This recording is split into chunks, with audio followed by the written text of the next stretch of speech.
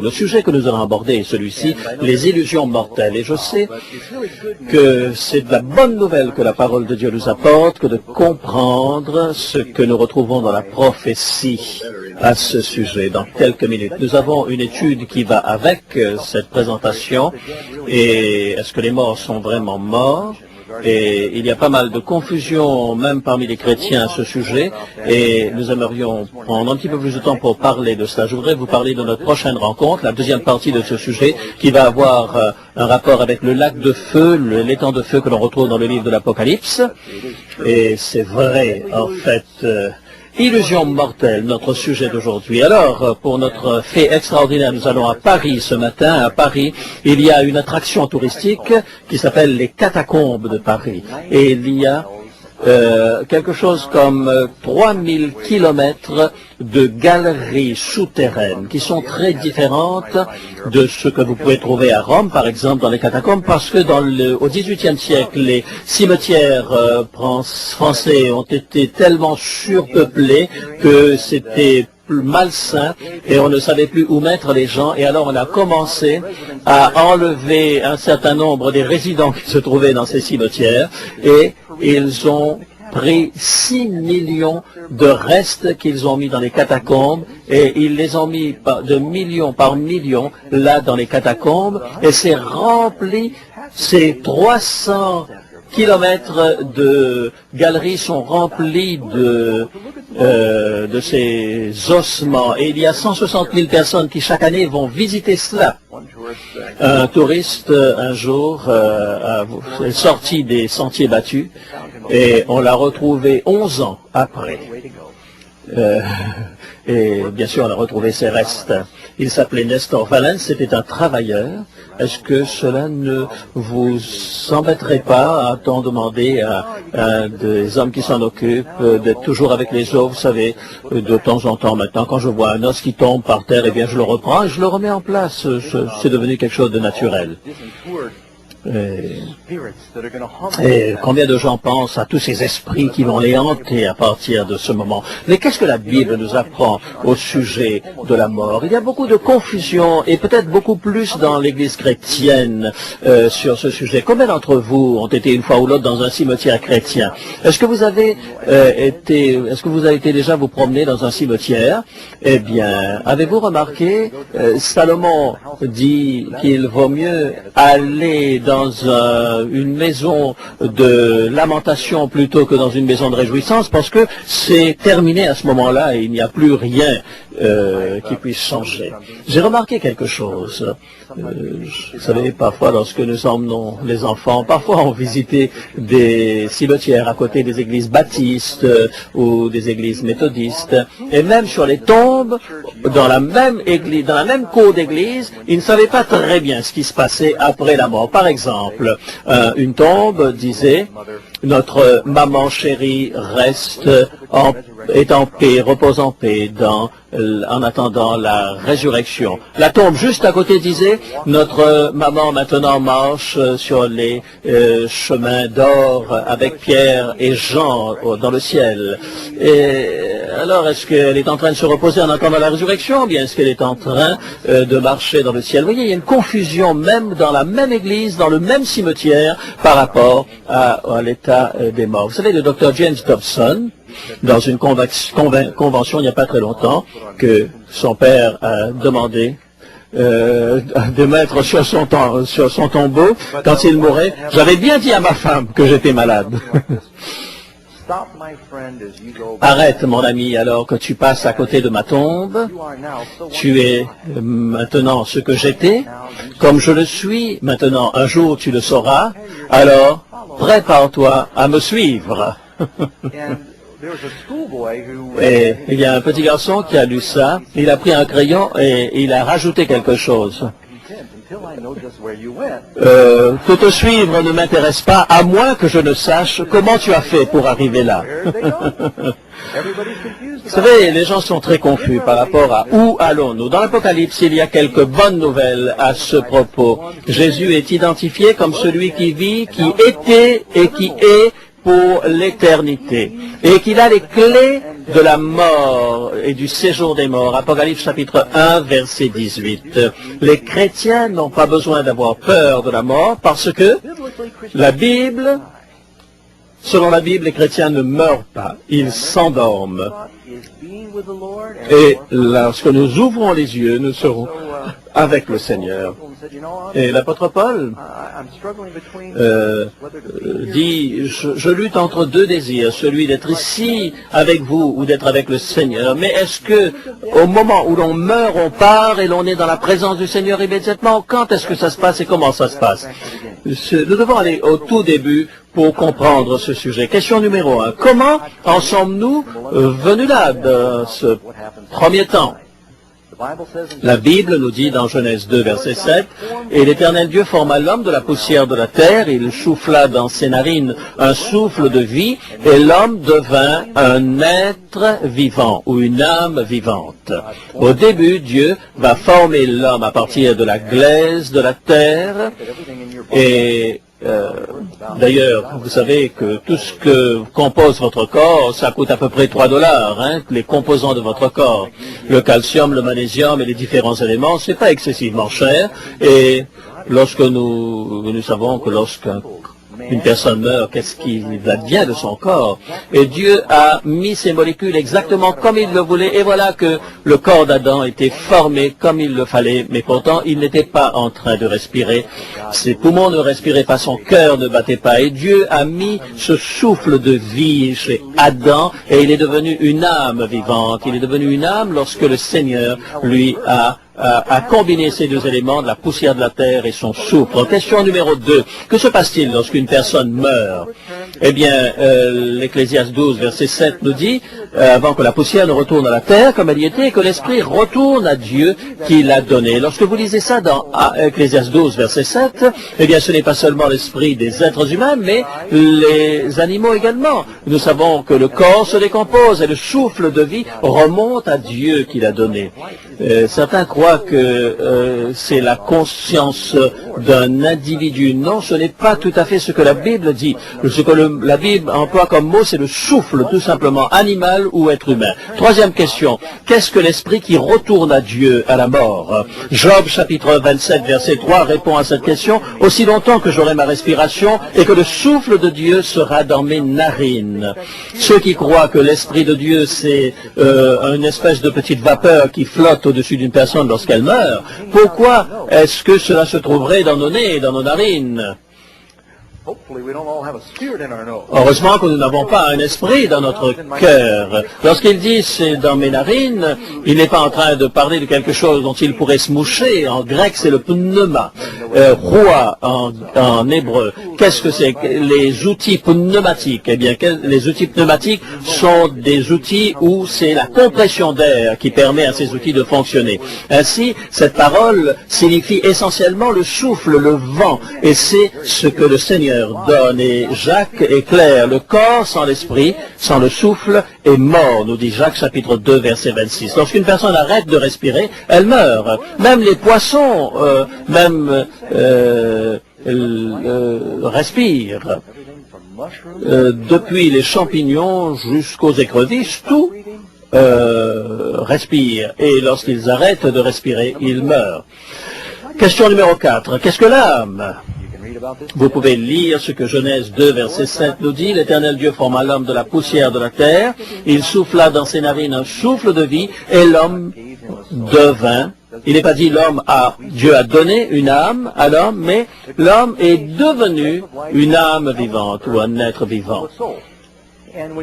Et lorsque vous désassemblez au moment de la mort le souffle et la matière, eh bien vous avez une création à l'envers. Dans quelques minutes, nous allons parler plus longuement là-dessus. Une question importante, est-ce qu'une âme peut mourir? Est-ce que la Bible dit que nous ayons des âmes immortelles? Question numéro 5, est-ce que les âmes meurent? Ézéchiel chapitre 18, verset 4, voici toutes les âmes sont à moi. l'âme qui pêche est celle qui mourra. Ézéchiel 18, verset 4. C'est clair, n'est-ce pas?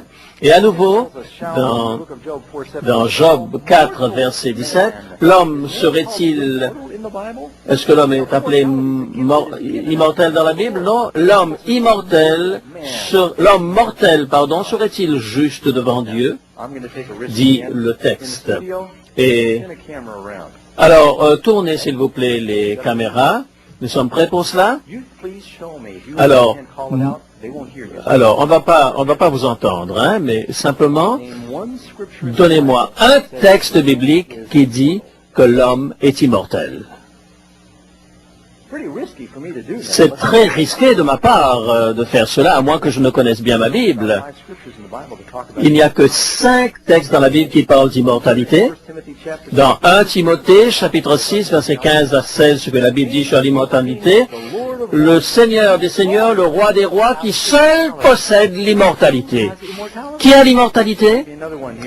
Laissez-moi vous donner un autre texte qui se trouve dans 1 Corinthiens, chapitre 15, car il faut que ce corps corruptible revête l'incorruptibilité et que ce corps mortel revête l'immortalité. Est-ce que nous avons l'immortalité maintenant ou bien est-ce que c'est un don que Dieu donnera plus tard? Et à nouveau, lorsque ce corps mortel aura revêtu l'incorruptibilité et que ce corps mortel aura revêtu l'immortalité, alors s'accomplira la parole qui est écrite, la mort a été engloutie dans la mort. Lorsque Jésus reviendra, alors nous allons devenir immortels. Mais sommes-nous immortels actuellement? Vous savez, une personne, lorsqu'elle meurt, vous croyez qu'elle s'en va vers une expérience glorieuse avant la résurrection? C'est un petit peu quelque chose qui nous rend confus, car la résurrection, c'est lorsque Jésus revient, que le jugement aura lieu lorsque Jésus revient. Alors si les gens meurent et qu'ils vont directement au ciel avant que le juge et la résurrection viennent, alors pourquoi est-il nécessaire qu'il y ait résurrection et jugement? Est-ce que le Seigneur va sortir les gens du ciel à son retour et dire « J'espère que vous étiez bien contents là-haut parce que maintenant on va vous juger pour savoir si vous le méritez ».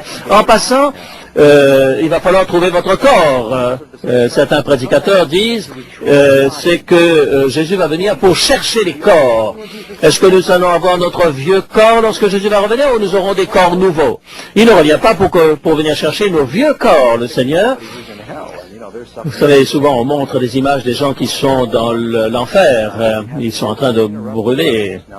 Et alors vous savez, on va interrompre le processus maintenant, on va vous juger et ensuite on verra si vraiment on avait bien jugé lorsqu'on vous a mis ici dans l'enfer. J'aimerais que nous allions vers la Bible plutôt et que nous voyions quelles sont les preuves que la Bible contient à ce sujet. Est-ce que les âmes meurent? Apocalypse chapitre 16, verset 3.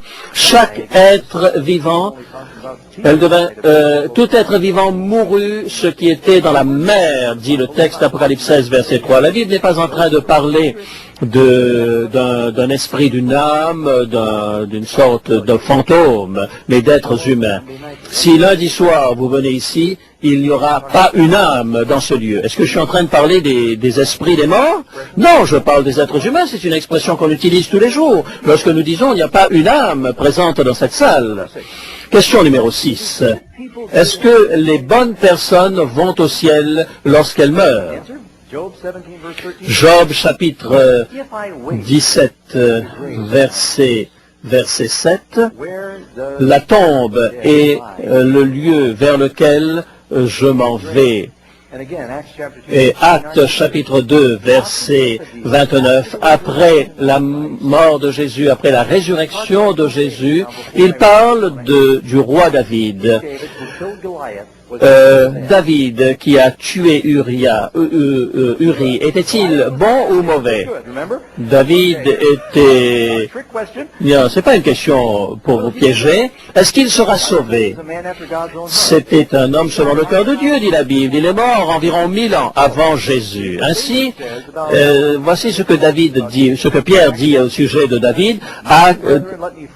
Homme frère, qu'il me soit permis de vous dire librement au sujet du patriarche David qu'il est mort et qu'il a été enseveli et que son sépulcre existe encore parmi nous aujourd'hui. Et au verset 34, car David n'est pas monté au ciel, Vous savez, si quelqu'un avait le droit d'avoir un ticket pour partir tôt, c'était David et Pierre. Or, la Bible dit que David est mort, enterré, et qu'il n'est pas dans le ciel. La Bible est très claire par rapport à toutes ces personnes qui sont mortes dans la foi. Vous êtes en train de dire qu'elles ne sont pas dans le ciel déjà maintenant? Laissez-moi vous dire d'où vient la confusion. Nous vivons dans une dimension du temps. Dieu n'est pas restreint par le temps. Lorsqu'une personne meurt, il dort et c'est un sommeil où il ne rêve pas. Il n'y a pas de conscience dans ce temps-là. David est mort environ 3000 ans de cela, selon notre temps à nous. Le fait que David s'endorme avec ses pères, est-ce que David est en train de dormir? Quelle sera la longueur de ce temps pour David? Vous connaissez l'histoire, il commençait à avoir un peu froid et ils lui ont trouvé une femme pour le réchauffer, mais il n'a rien fait d'autre avec cette personne. Vous savez ce que signifie ce nom? Signifie non. Bouillotte, non, c'est pas tout à fait ça la signification. En fait, il est mort. Combien de temps a duré la mort de David?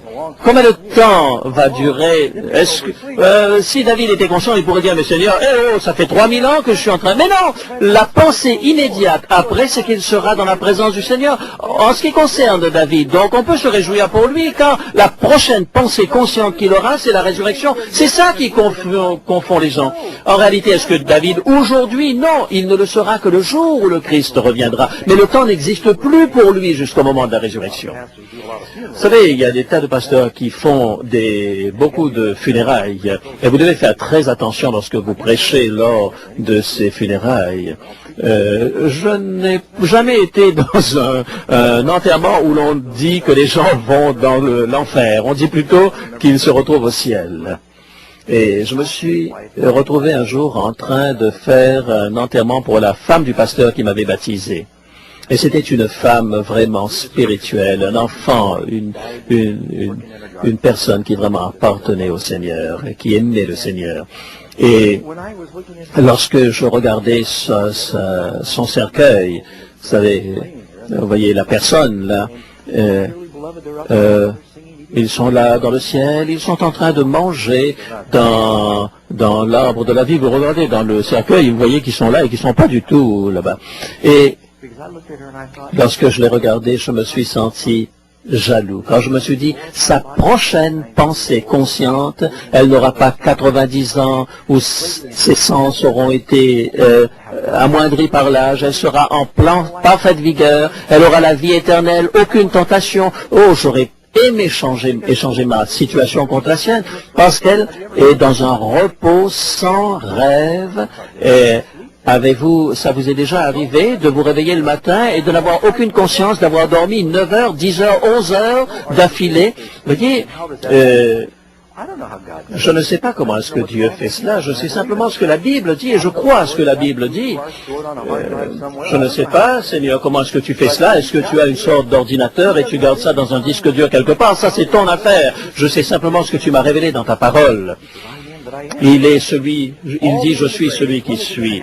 Que va-t-il se passer lorsque l'on est dans la tombe? Jean 5, verset 28, lorsque Jésus reviendra.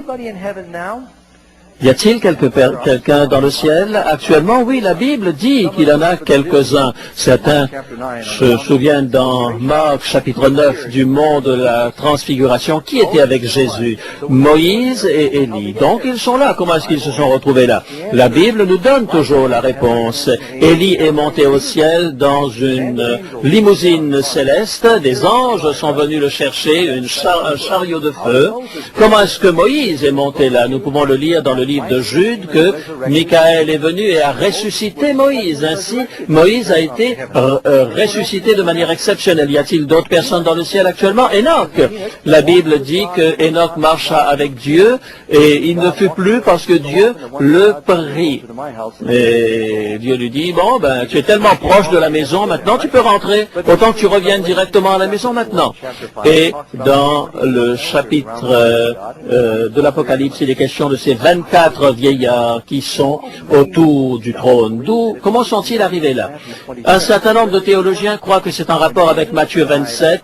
Lorsque Jésus est mort sur la croix, il y a eu un tremblement de terre et les tombes s'ouvrirent et beaucoup de gens qui étaient des corps des saints ressuscitèrent à ce moment-là. Et ils sont sortis de leur tombe après sa résurrection et ils sont entrés dans la sainte ville et c'était une résurrection spéciale, localisée, et lorsque Jésus est monté, eh bien, il les a emportés comme les prémices de sa victoire sur la mort.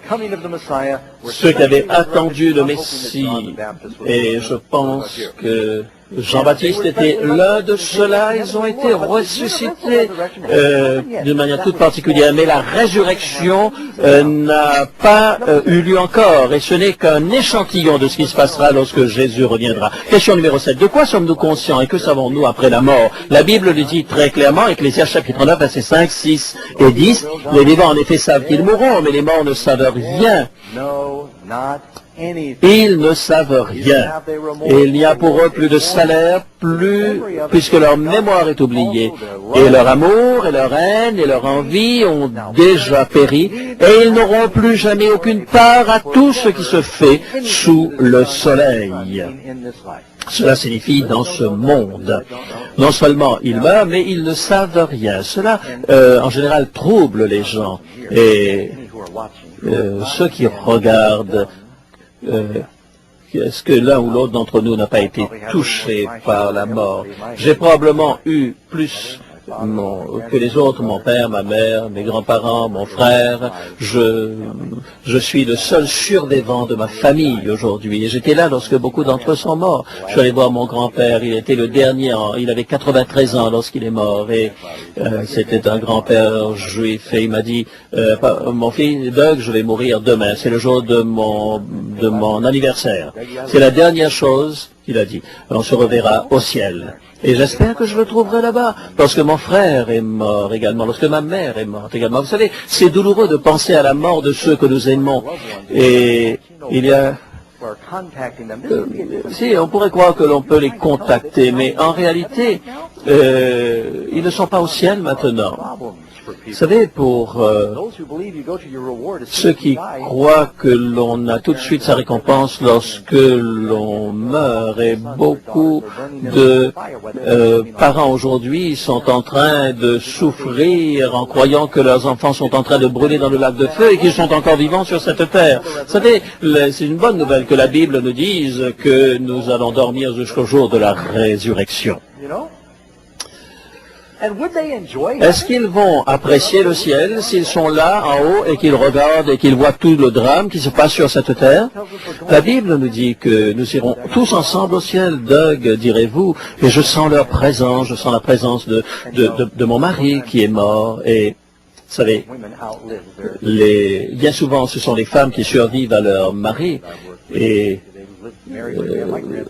mes grands-parents, par exemple, ont été mariés pendant 70 ans. Et lorsque vous avez ensemble partagé 70 ans avec quelqu'un, vous savez, le départ de la personne, c'est quelque chose de terrible. Ce n'est pas inhabituel de comprendre qu'il puisse sentir la présence de l'autre après autant d'années. Et un jour, quelqu'un m'a dit, chaque fois que je me retourne et je dis Jacques, et je me rends compte qu'il est décédé ou elle est décédée, 70 ans, où on a vraiment dans son esprit cette présence, et ce n'est pas anormal que l'on puisse sentir leur présence. Vous savez, lorsque mon frère est mort, une fois je me suis même retrouvé en train de prendre le téléphone pour l'appeler, et des années après sa mort, je me souvenais encore de son numéro de téléphone. Et j'ai dû effacer ce numéro de mon téléphone. Et un jour, j'ai appuyé comme cela par mégarde, j'y pensais pas, alors qu'il était déjà mort depuis un certain temps. Vous voyez, on peut avoir le sentiment qu'ils sont en train de marcher autour de nous, mais en fait, la Bible nous dit qu'ils s'endorment et qu'ils sont dans un sommeil dans lequel il n'y a aucune conscience. Vous savez, parfois, on peut croire qu'ils sont vivants, mais ils dorment, nous dit la Bible. Le diable va essayer de nous tromper, en particulier dans les temps de la fin. Question numéro 8. Les morts ne peuvent-ils pas communiquer avec les vivants? Ne sont-ils pas conscients? Qu'est-ce que la Bible dit à ce sujet? La Bible dit, Job 7, verset 10, il ne reviendra plus dans sa maison. Je me souviens, quelques amis, je ne sais pas si vous vous souvenez de Artie Shaw, il était marié à Evelyn Keyes, qui était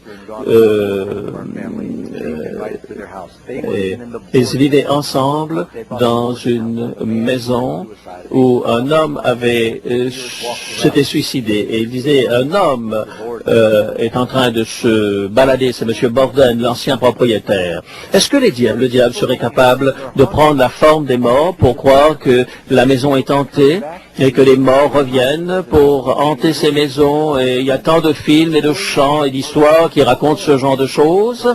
Des anges déchus sont en train de prendre la forme de ces morts pour nous tromper. Pourquoi? Parce que les êtres humains fonctionnent d'après leur sens et non par la parole de Dieu. Et le diable sait que les gens vont croire plus dans une apparition que dans la parole de Dieu. Vous savez, Saül, à un certain moment, ne croyait plus en Dieu. Il est allé voir une sorcière à Endor. Eh bien, il est mort le lendemain d'avoir cru à ce que cette sorcière lui a dit. Vous savez, les morts dorment. Et jusqu'au moment de la résurrection. Ainsi, Job 14, verset 12, ainsi l'homme se couche et ne se relèvera plus, il ne se réveillera pas tant que les cieux subsisteront. Ils ne sortiront pas de leur sommeil. Qu'est-ce qu'ils font maintenant? Ils sont en train de dormir jusqu'à ce que tant que les cieux subsistent. Et à nouveau, dans Job 14, verset 21, ses fils sont honorés, il n'en sait rien, qu'ils soient dans l'abaissement, ils l'ignorent. Ils ne savent ce qui se passe de leur postérité, ils dorment. Et cela nous encourage, bien sûr. C'est un sommeil sans rêve, tranquille. Et Job, à nouveau 31, et je serai dans la tombe, ils seront dans la tombe, et ils seront pour toujours. Ecclésiaste 9, verset 10, là où il n'y a ni sagesse, ni science, ni pensée dans le séjour des morts où tu vas. Quelle serait la première chose que vous feriez si vous étiez mort et que vous êtes ressuscité? Ben, je vais louer le Seigneur, la première chose, n'est-ce pas? Ça veut dire que vous êtes sauvés avec le Seigneur? Et ce que la Bible dit au sujet de ceux qui louent le Seigneur? Eh bien, Psaume 115, 17 nous dit, ce ne sont pas les morts qui célèbrent l'Éternel. Dans la mort, il n'y a aucun souvenir de toi, dit la parole de Dieu. Ils ne savent rien, ils ne sont pas en train de louer le Seigneur. Et à nouveau dans Ésaïe, les morts ne peuvent célébrer le Seigneur. Et dans le psaume 146, verset 4, son souffle s'en va, il rentre dans la terre, et ce même jour, leurs desseins périssent. Combien de pensées lui reste? Il n'y a plus aucune pensée, il n'y a plus de connaissance, il n'y a plus de travail, il n'y a plus de projet. Vous voyez comment la Bible ajoute tout cela, mes amis. Qu'en est-il de la parabole du riche et de Lazare? Est-ce que Jésus n'a pas dit à l'homme sur la croix, je te le dis aujourd'hui, tu seras avec moi dans le paradis? Écoutez, si vous lisez bien votre Bible, vous allez voir que Jésus n'est pas allé au ciel ce jour-là. Jean chapitre 20, Jésus est allé aux pieds de Jésus, et Jésus dit à Marie, ne me touche pas quand je ne suis pas encore monté vers mon Père le dimanche matin, le jour de sa résurrection. Alors comment pouvait-il que le vendredi soir, ce bandit soit avec lui dans le ciel, puisque lui-même n'y est monté, que n'est pas monté avant le dimanche matin? Nous ne devons pas construire notre théologie sur des paraboles et oublier l'ensemble de l'enseignement de la parole de Dieu. Question numéro 9. Jésus nomme l'état d'inconscience des morts un sommeil. Dans Jean 11, versets 11 à 14. Combien de temps vont-ils dormir. L'homme se couche et ne se relèvera plus. Il ne se réveillera pas tant que les cieux subsisteront. 2 Pierre 3, verset 10. Le jour du Seigneur viendra, les cieux passeront avec fracas et les éléments embrasés se dissoudront avec les œuvres qu'elles renferment. Et là, les morts ressusciteront. Et à nouveau, dans 1 Corinthiens chapitre 15, verset 22, comme tous meurent en Adam, de même aussi, tous pour moi, c'est le dernier clou que l'on met à ce sujet dans le cercueil de la mort, si je peux me permettre cette phrase. Et comme tous meurent en Adam, combien? Tous. De même aussi, tous revivront en Christ. De résurrection. Résurrection pour la vie, résurrection pour la damnation éternelle. Mais chacun en son rang. Et maintenant, il va nous donner l'ordre dans lequel cela va se passer. Christ, en tant que prémisse, puis ceux qui appartiennent à Christ lors de son avènement. Ils vont se réveiller à son retour. Ça veut dire qu'ils ne sont pas encore ressuscités. S'ils meurent dans la foi, leur pensée consciente suivante sera qu'ils seront avec le Seigneur. Alors certains disent, vous savez, on utilise mal le texte de l'apôtre Paul lorsqu'il dit présent avec le Seigneur. Vous savez, ceux qui ne vivent pas pour le corps marche avec le Seigneur, et on oublie cette application spirituelle et on applique ça à la mort. Et on peut voir, il y a quelques versets ici, 1 Corinthiens 15, verset 51 suivant, nous serons changés en un instant, en clin d'œil à la dernière trompette. La trompette sonnera et les morts ressusciteront incorruptibles. Et nous, le moment où Jésus reviendra, la trompette sonnera, les tombes vont s'ouvrir et les rachetés vont sortir de leur tombe avec leur corps glorifié. Et ceux qui ont été séparés par la mort seront réunis et ils seront emmenés avec le Seigneur pour toujours. Et nous serons avec le Seigneur ensemble. Cette idée que vous voyez souvent dans des magazines, les gens arrivent à voir, ils voient Saint-Pierre à la porte du ciel. Alors il a un ordinateur et il est en train de vérifier les noms. Est-ce que la Bible nous dit que nous allons les uns après les autres, ou bien est-ce que nous allons comme dans un groupe glorieux tous ensemble? C'est ça que nous dit la parole de Dieu. Et nous serons dans une véritable procession vers la gloire et dans une grande victoire.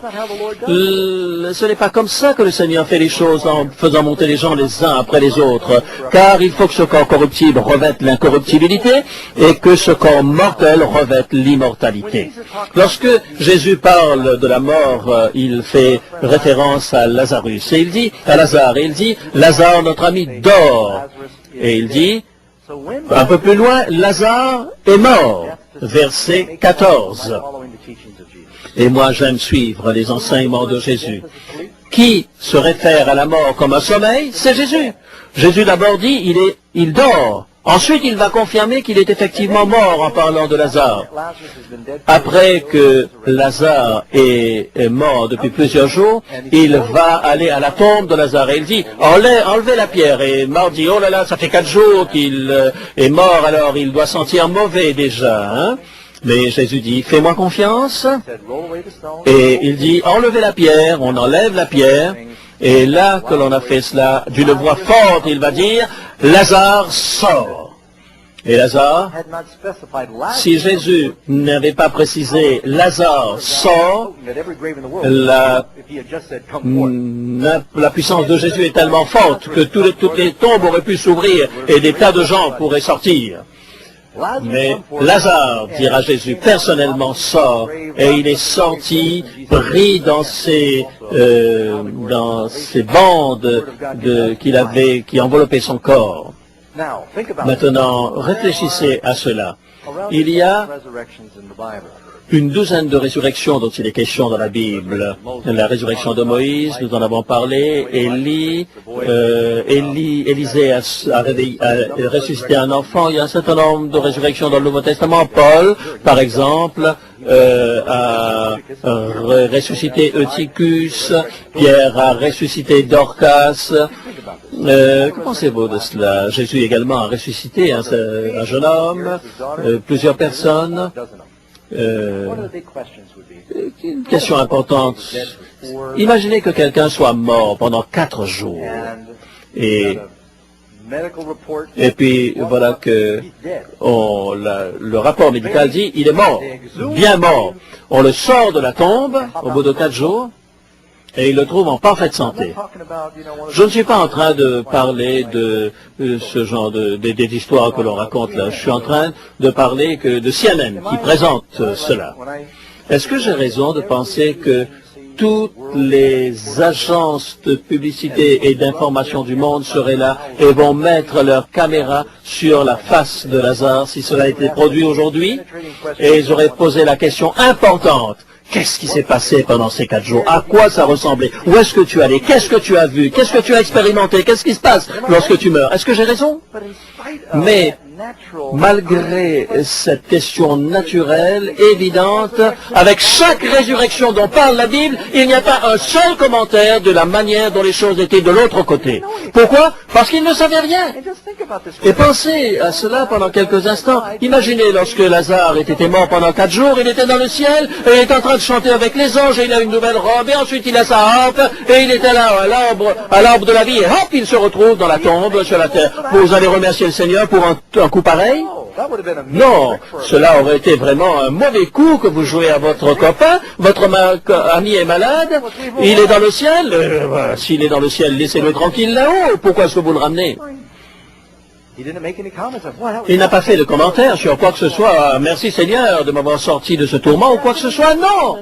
Il y a le silence de Lazare parle très fort sur le fait qu'il n'y avait absolument rien sur cette question importante que nous nous posons. Qu'est-ce qui se passe? Personne dans la Bible, lorsqu'il est ressuscité, n'a fait un commentaire sur ce qu'il s'est passé pendant cette période. Qu'est-ce que ça signifie? Eh bien que lorsque l'on meurt, il n'y a aucune conscience. C'est un sommeil sans rêve. Matthieu, verset 22, chapitre 52, chapitre 27, et les tombes s'ouvrirent et beaucoup de corps des saints ceux qui étaient morts ressuscitèrent. Et Psaume 13, verset 3, « Regarde, réponds-moi, Éternel mon Dieu, donne à mes yeux la clarté afin que je m'endorme pas du sommeil de la mort. » Là aussi, c'est le sommeil dont il est question. Question numéro 10. Qu'est-ce qui arrive au juste décédé au retour du Christ? 1 Corinthiens, chapitre 15, nous dit à nouveau, « Nous serons changés en un moment, en un clin d'œil. Quand est-ce que cela se passera? À la trompette qui sonnera et les morts ressusciteront incorruptibles. » Lorsque Jésus reviendra, à son retour, c'est à ce moment que la résurrection aura lieu et que nous serons immortels. Sommes-nous immortels pour l'instant? Non, c'est lorsque le Seigneur reviendra. Voici, je viens bientôt et ma récompense est avec moi pour rendre à chacun selon ses œuvres. Quand est-ce qu'ils vont recevoir leur récompense? Ils ne vont pas au ciel ou en enfer avant le retour de Jésus. C'est lorsqu'il reviendra. 1 Thessaloniciens, chapitre 4, verset 16-17. Quand le Seigneur lui-même a un signal donné à la voix de l'archange et au son de la trompette de Dieu, descendra du ciel et les morts en Christ ressusciteront premièrement. Ça nous apprend quelque chose de nouveau. Qui fera partie de la première résurrection? Les saints. Les morts en Christ vont se lever les premiers. Et ensuite, dans Jean chapitre 5, verset 28-29, ne vous étonnez pas de cela quand l'heure vient, et elle est déjà que venue, où ceux qui sont dans les tombes entendront sa voix et en sortiront. Ceux qui auront fait le bien sortiront pour la résurrection de la vie, et ceux qui auront fait le mal ressusciteront pour la damnation éternelle. La Bible est claire là-dessus. Il y a 2 résurrections. Lorsque Jésus reviendra, nous serons enlevés et nous serons encore glorifiés, et les morts en Christ rencontreront le Seigneur dans les airs, et ils auront été transformés, et à ce moment, ils rencontreront le Seigneur, et ainsi nous serons pour toujours avec le Seigneur. Ça, c'est la séquence biblique dont il est question.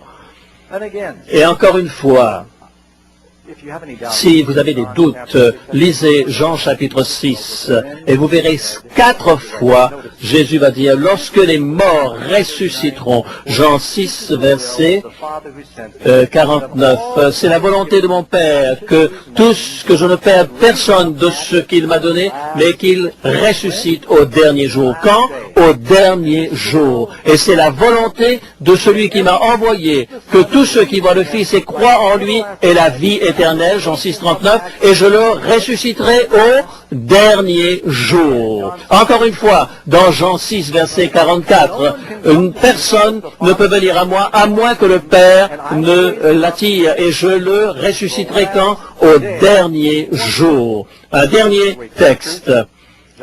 Jean 16, verset 54, celui qui mange mon corps et qui boit mon sang a la vie éternelle, et dès qu'ils meurent, ils vont aller au ciel? Non, je le ressusciterai au dernier jour. Quand est-ce que c'est le dernier jour? Est-ce que c'est déjà passé ou est-ce que c'est quelque chose qui vient? C'est le futur, le jour du jugement, le jour du Seigneur, le dernier jour dans la Bible. C'est lorsque la grâce s'arrête, c'est à ce moment-là qu'arrive le dernier jour. Lorsque Jésus vient, le Seigneur, les justes sont sauvés et les méchants sont perdus. 1 Corinthiens, chapitre 15, verset 22-23, car en Adam, tous meurent, de la même manière en Christ, tous seront ressuscités, chacun en son rang. Christ tout d'abord en tant que le premier fruit, ensuite les justes. Alors, question numéro 11 nous dit ceci. Quel était le premier mensonge du diable? Le premier mensonge dans la Bible, dans le jardin d'Éden, Genèse 3, verset 4, et le serpent dit, vous ne mourrez point. Vous savez, aujourd'hui, il y a des pasteurs autour du monde qui sont en train de perpétuer le mensonge premier de Satan. Vous allez vivre, vous êtes dans le sein d'Abraham, vous ne pouvez mourir. C'est ce que dit le diable. La parole de Dieu dit, si vous mangez ce fruit, vous mourrez. Et Adam et Ève sont morts aujourd'hui, n'est-ce pas? Est-ce qu'ils sont en train de flotter quelque part dans le ciel? Question numéro 12. Pourquoi le serpent a-t-il menti à Ève concernant la mort? Est-ce que ce sujet pourrait être plus sérieux que beaucoup ne le croient? Ésaïe, chapitre 9, verset 6. Pourquoi courez-vous après ceux qui poussent des sifflements et qui cherchent les morts? Est-ce que vous ne devriez pas chercher le Seigneur? Nous sommes parfois concernés par des séances de médium pour découvrir, pour essayer de communiquer avec les morts. Mais est-ce que vraiment ce sont les morts qui nous parlent dans ces circonstances-là? Que dit la Bible? Qu'est-ce que le diable va faire? Eh bien, dans les temps de la fin, ce sont des esprits de démons qui font des miracles, dit le livre de l'Apocalypse. Ces esprits travaillent en concert pour rassembler les gens pour la bataille de l'Armageddon. Si nous ne comprenons pas l'état des morts, nous serons surpris par cela. Les gens vont croire des apparitions plus facilement qu'ils ne croient à la parole de Dieu. Il vaut mieux s'appuyer sur la parole de Dieu. 1 Timothée, chapitre 4, verset 1. Certains abandonneront la foi, écoutant des esprits séducteurs et des doctrines de démons. 1 Timothée 4. Vous voyez cela partout où vous allez, dans les magazines, etc. Et Billy Graham, actuellement, on met la photo de Billy Graham à côté pour donner de la crédibilité à cette idée. Qu'est-ce qui se passe après la mort? Et vous savez, aujourd'hui, presque 70 millions d'Américains disent qu'ils croient possible de communiquer avec les morts. Si ce que je suis en train d'enseigner est biblique et que les morts qui nous ont quittés ne peuvent communiquer, alors si en fait on dit qu'ils sont en train de communiquer avec nous, qui est en train de communiquer? En fait, ce sont des anges déchus et les démons. Ah, mais écoutez, c'était tellement gentil ce qu'il m'a dit, c'était tellement agréable, c'était vraiment la voix de grand-mère que j'ai entendue. Elle m'a donné de si bons conseils. Est-ce que le diable savait à qui ressemblait grand-mère? Est-ce qu'il peut faire que l'on croit que c'est la voix de grand-maman? Vous savez, elle a dit des choses que seulement grand-mère pouvait savoir. Est-ce que le diable a su ce que grand-mère a fait? Vous savez, il a des renseignements il est mieux que la CIA, il a des renseignements sur chaque individu, puisqu'il les voit.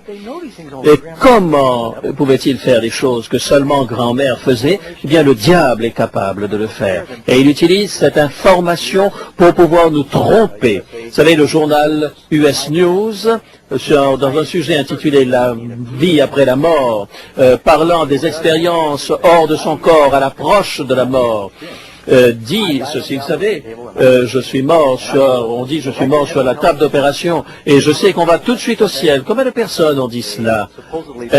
On suppose qu'ils sont morts sur la table d'opération et il dit, je suis sorti de mon corps et là j'ai regardé et les docteurs étaient en train de m'opérer et j'étais dans le ciel et Dieu dit, ah, c'est pas encore le moment pour toi de revenir, allez, redescends maintenant sur la terre.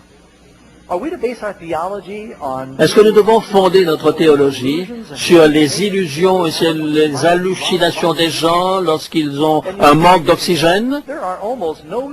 Il n'y a pas deux personnes qui ont fait ces expériences du corps à l'approche de la mort, hors du corps à l'approche de la mort, qui ont la même vision. Certains ont expérimenté, oh, j'étais prêt à me réincarner dans ma forme suivante, et puis, oh, j'étais un petit oiseau tout beau, ouais, je ne savais pas si je voulais être un garçon ou une fille dans ma vie future, mais je suis revenu. Et d'autres disent, vous savez, j'étais dans l'enfer, et j'étais en train de brûler, alors je vais te donner une deuxième chance, a dit le Seigneur. Vous savez, est-ce que nous fondons notre théologie sur les rêves et les visions des gens, des êtres humains? Un jour, j'ai eu un rêve que Jésus est venu pour moi et qu'il m'a emmené au ciel. C'était un rêve merveilleux. Est-ce que je vous ai mentionné que Jésus est venu dans une voiture de touristes? Dans mon esprit, j'ai toujours cru que de conduire dans une voiture, ces voitures de bumping car, comme on les appelle, et c'était mon rêve. Et ce rêve, je l'ai transféré sur Jésus et je l'ai vu venir dans une de ces voitures bumping car. Oui. Et vous croyez que Jésus est en train va venir de cette manière-là parce que j'ai rêvé cela? Est-ce que je peux fonder ma théologie sur les rêves que j'ai? Et beaucoup de gens disent, eh bien, j'étais mort, mais en réalité, il ne l'était pas. C'est des gens, si on enlève le cerveau à quelqu'un et qu'il revient après, alors là, je serais impressionné. Parce que nous savons que ces rêves-là sont dans notre esprit. Certaines personnes ont fait des études et ils ont découvert certaines expériences. Le docteur a fait une expérience et il a constaté que lorsque l'on donnait 30% de dioxyde de carbone à quelqu'un et 70% d'oxygène, ça leur donne des hallucinations et ils ont eu l'impression que, voici ce qu'ils ont déclaré après, je me suis senti comme sorti de moi-même et regardant mon propre corps depuis l'espace, je me sentais comme séparé de moi-même.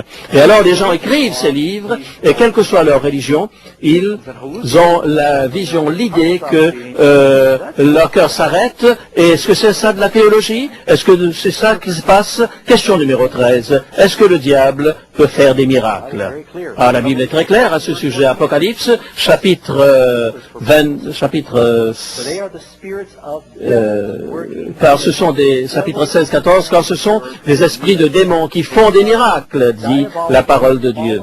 Ce sont des anges déchus qui sont en train d'utiliser des mauvaises conceptions des êtres humains. Et si vous ne comprenez pas que les morts ne peuvent penser, eh bien vous êtes une proie facile pour le diable. Et mes amis, ce ne sont pas vos amis ou vos parents lorsqu'ils vous parlent après leur mort. Et qu'est-ce qui va se passer à ce moment-là? Invoquez le nom du Seigneur et vous verrez qu'ils disparaîtront. Et regardez ce qu'il est dit dans 1 Roi 22, verset 2. Et je serai un esprit de mensonge dans la bouche de tous ces prophètes. L'Éternel dit, tu le séduiras et tu en viendras à bout. Ces faux prophètes se réclamaient de Dieu. Et encore une fois, dans Matthieu 24, versets 24 et 25, car il s'élèvera de faux Christ et de faux prophètes, et ils feront de grands prodiges et des miracles, au point de séduire, s'il était possible, même les élus. Vous savez, on risque fort de se laisser tromper si on ne s'appuie pas sur la parole de Dieu. Apocalypse 18, verset 23. Parce que les nations ont été séduites par ces enchantements. Vous savez, les personnes qui croient dans cette expérience après la mort, eh bien, se trompent. Apocalypse chapitre 18, verset 2, Babylone la grande est tombée, elle est devenue une habitation de démons et de mauvais esprits, d'esprits impurs. Communiquer avec la mort est une doctrine démoniaque, une doctrine du diable qui trompe même les chrétiens. Et beaucoup de prédicateurs chrétiens croient en cela. La Bible est si claire sur ce sujet. Et vous savez, la préoccupation des Américains dans le monde autour de nous, ce sont les anges. Moi aussi, je crois dans les anges. Pas vous? Eh bien, on ne parle jamais des mauvais anges et on ne parle que... Et quand on croit avoir vu des bons anges selon ces films que l'on voit autour de nous, eh bien, en fait, ce sont bien souvent des anges déchus de Lucifer. Et ils peuvent se transformer en anges de lumière pour nous tromper. Si nous ne savons pas que les morts sont morts, et tout d'un coup, nous avons des apparitions de la Vierge Marie un peu partout. Je ne voudrais pas être incorrect envers Marie, mais vous savez, les apparitions de cette semaine, par exemple, on a parlé de l'apparition de Marie. Cette semaine, on parlait encore dans les journaux. Et si ces apparitions qui se réclament de Marie, mais où est-ce que la Bible dit que Marie est dans le ciel aujourd'hui? La Bible ne le dit pas, c'est un enseignement catholique, qu'elle est montée au ciel. Mais ce n'est pas dans la Bible, mes amis. Et l'idée qu'elle apparaît par-ci, par-là et qu'elle donne des messages, ça doit vous faire réfléchir. Est-ce que le diable savait quelle a été la vie de Marie? Oh, je crois que Marie était une sainte femme et qu'elle sera dans le ciel. Je ne crois pas qu'elle sera là parce qu'elle est morte après cette résurrection spéciale qui a eu lieu au moment de la mort de Jésus. Question numéro 14. Pourquoi est-ce que le peuple de Dieu ne risque pas d'être trompé par ces manifestations? Acte 17, verset 11, ils reçurent la parole de Dieu avec beaucoup d'empressement et ils sondaient les Écritures pour savoir si ce qu'on leur disait était exact. Vous ne viendrez jamais à la conclusion et vont au ciel immédiatement si vous lisez la Bible, si vous fondez votre foi sur la Bible. Je vais vous dire quelque chose, mon ami. Vous serez mis de côté, vous serez ostracisé, car la majorité des chrétiens disent, vous mourrez et vous allez au ciel immédiatement. Et vous serez avec le Seigneur maintenant. Et on répète ça dans les enterrements, ils sont maintenant avec le Seigneur. Et vous pensez, le fait, c'est qu'ils pourront bientôt être avec le Seigneur, c'est sûr, mais le jugement doit avoir lieu, la résurrection doit avoir lieu, c'est alors qu'ils seront avec le Seigneur. Ils ne peuvent être avec le Seigneur maintenant. Je ne suis pas seul en vous annonçant cela. Beaucoup des pères de l'Église ont compris cela et beaucoup de prophètes de la parole de Dieu. À la loi et au témoignage, dit le prophète Ésaïe, si l'on ne parle pas ainsi, il n'y aura point d'aurore pour le peuple. Et nous devons fonder nos conclusions sur ce que la parole de Dieu nous dit. Qu'est-ce que la Bible dit? Question numéro 15. Selon l'ordre de Dieu, à l'époque de Moïse, que devait-on faire de ceux qui enseignaient que les morts étaient conscients? Est-ce que c'était une question sérieuse pour ces gens-là? Lévitique chapitre 20, verset 27, si un homme ou une femme ont en eux l'esprit d'un mort ou un esprit de divination, ils seront punis de mort. On les lapidera, leur sang retombera sur eux. Comment est-ce que la Bible réagit par rapport à ceux qui disent qu'ils sont en contact avec les morts? Éphésiens chapitre 5, n'ayez rien à faire avec les fruits de l'obscurité. Galates chapitre 5, verset 19 à 21, car les œuvres de la chair sont manifestes, ce sont l'impudicité, l'impureté, la dissolution, l'idolâtrie, la magie, les inimitiés, les querelles, les jalousies. La magie se trouve dedans, mes amis. Et la magie consiste à communiquer avec les morts. Et si nous allons dans Apocalypse chapitre 21, verset 8, les magiciens auront leur part dans le lac de feu et les enchanteurs seront donc dans l'étang de feu à la seconde mort. Il y a quelques années de cela, lorsqu'il y avait la guerre du Vietnam, une dame qui vivait à San Francisco avait un fils qui était au Vietnam et qui se battait là-bas. Elle était très inquiète parce qu'elle savait que son fils n'avait fait aucune décision de prendre Christ comme son sauveur et elle était inquiète que son fils meurt. Et un jour, elle reçoit un télégramme: nous sommes au regret de vous informer que votre fils n'est pas revenu et qu'il est présumé mort.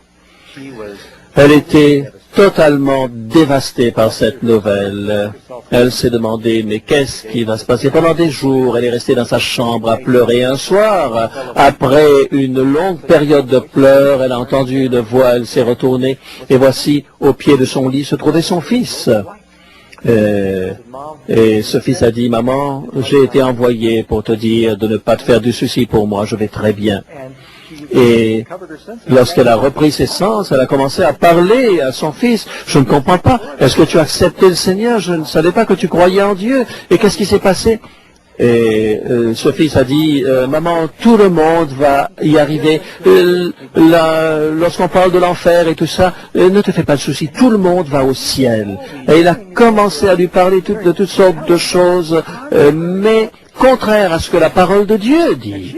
Et elle était vraiment très confuse parce qu'à chaque fois que son fils allait apparaître, et plusieurs fois cela s'est passé, son cœur attendait cela avec impatience parce qu'elle était si heureuse de le voir et de savoir qu'il était bien là où il se trouvait. Et elle dialoguait avec lui et il disait des choses que son fils seulement savait et disait des choses qui étaient exactement comme ce que son fils connaissait.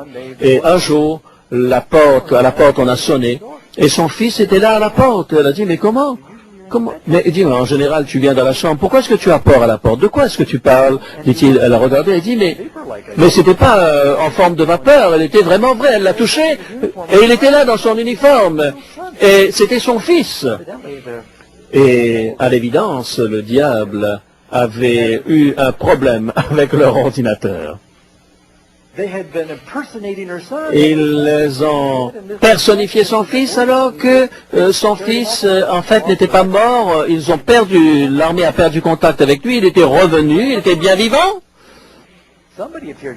Quelqu'un d'autre a apparu à cette dame pour faire croire qu'elle était son fils et qu'il était son fils, mais ce n'était pas son fils. Et ainsi vous comprenez, lorsque vous ne comprenez pas ce que la Bible dit lorsque quelqu'un meurt, bien la bataille d'Armageddon dont il est question à Apocalypse chapitre 16, 3 esprits de démons qui ressemblent à des grenouilles sortent de la bouche du dragon, de la bête et du faux prophète et ils vont vers les rois de la terre pour les préparer pour cette grande bataille. Une chose intéressante, combien de chefs religieux, d'après les nouvelles, sont en train sont dans l'astrologie? Nancy Reagan, pour choisir l'emploi du temps de son mari, le président Reagan, elle s'occupait de cela. Et il n'y a pas très longtemps encore, eh bien, un autre président, eh bien, c'était une femme comme cela qui était en contact. Vous avez lu ça dans les journaux. Et lorsque les gens ont commencé à parler de cela, alors à ce moment, elle s'est calmée. Mais vous serez surpris de savoir combien de chefs, conducteurs de ce monde, croient dans ces choses-là. Il ne serait pas surprenant si ces esprits de démons ne prennent pas la forme de personnes du passé, des personnes importantes, et leur disent ce qu'ils doivent dire aux masses. Et si nous ne savons pas que les morts ne savent rien, alors le diable peut nous tromper facilement. Et en passant,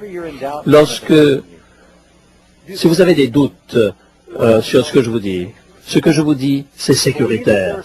Pour croire qu'ils dorment et que rien ne se passe, quel est le mal qu'il y a à cela? Allez à ce que la Bible dit, appuyez-vous sur la Bible, n'est-ce pas ce que Jésus a dit? Question numéro 16. Est-ce que les justes qui ressusciteront vont mourir à nouveau? Luc chapitre 20, verset 35, mais ceux qui seront trouvés dignes d'avoir part au siècle à venir à la résurrection des morts ne prendront ni femme ni mari, car ils ne pourront plus mourir. Ainsi ils seront pour toujours avec le Seigneur. Et Apocalypse 21, verset 4, et Dieu essuiera toute larme de leurs yeux, et la mort Dites-le avec moi, et la mort ne sera plus. C'est pas une bonne nouvelle, ça? Plus de souffrance, il n'y aura plus de peine, car les premières choses ont disparu. Oh. Je n'ai pas même parlé de la réincarnation. Croire dans la réincarnation, est-ce que cette pensée est biblique? Vous savez, je suis très gêné. J'avais l'habitude de croire à la réincarnation, mais Hébreux chapitre 7, la fille nous a dit, une seule fois, on meurt. Vous n'avez qu'une seule fois, vous n'avez qu'une vie. Et comme il est réservé aux hommes de mourir une seule fois, après quoi vient le jugement. Satan veut que l'on pense à autre chose, que l'on croit autre chose. Et vous savez, les gens réincarnés, ils ne se rappellent pas de leur vie ancienne. Alors à quoi est-ce que ça sert d'être réincarné si vous ne vous... Comment est-ce que vous pouvez tirer du bénéfice de votre vie passée si vous ne vous souvenez absolument plus de ce que c'était? J'ai été réincarné, dit cette actrice, et j'étais quelqu'un de grand, j'ai des visions de grandeur. Cela vient du diable. Question numéro 18. Est-ce que vous êtes reconnaissant de ce que la Bible nous dise la vérité sur ce sujet sensible de la mort, qu'il n'y aura plus de mort, afin que nous connaissions, dit Philippiens 3, verset 10, que nous connaissions la puissance de sa résurrection. Et la bonne nouvelle, c'est que celui qui est vie et qui est ressuscité et qui est éternel, eh bien celui-là désire que nous soyons avec lui. Et nous le verrons face à face. Est-ce que ce n'est pas votre désir? John, viens et inspire-nous par cette vérité qu'un jour il n'y aura plus de mort. Face to face with Christ my Savior. Face to face, what will it be? When with rapture I behold Him, Jesus Christ, who died for me. Face to face shall I behold Him, far beyond the starry sky. Au-delà du ciel. Face to face in all His glory. Dans toute sa gloire. I shall see Him by and by. Au fur et à mesure. Vous savez, le sujet de la mort, c'est une bonne nouvelle, mes amis. Est-ce qu'un chrétien a besoin d'avoir peur de la mort? La mort est un ennemi. Dieu nous a créés depuis le début pour que nous vivions pour toujours avec lui. Et c'est son plan de nous donner de nouveaux corps. Nous pourrons à nouveau être à l'arbre de vie et ne plus mourir. Si nous avons le Fils, nous avons la vie. Quand est-ce que commence la vie éternelle? Elle commence aujourd'hui, parce que si aujourd'hui vous avez le Christ, vous avez la vie éternelle. Et le Seigneur ne peut détruire votre corps, mais il ne peut vous détruire. Et le Seigneur nous promet qu'un jour il nous donnera ce corps glorieux. Et est-ce que vous voulez aussi demander au Seigneur de vous donner cette vie et demander à votre Fils, au Fils d'être dans votre vie? Père Céleste, Sœur Jésus, nous te sommes si reconnaissants pour la vérité que lorsque tu habites en nous, parce que tu es la vie, que nous pouvons avoir la vie. Oui, nous te demandons, Seigneur, de ce que tu vas entrer dans notre cœur, que tu puisses nettoyer ce temple qu'est notre corps, remplir notre esprit de la présence et donne-nous l'espérance de la vie éternelle. Fais-nous faire l'expérience de la résurrection en nous recréant maintenant et permets que nous soyons réconfortés, Seigneur, lorsque nous passons par la tristesse et nous attendons le jour où il n'y aura plus de mort et nous le disons au nom de Jésus. Amen.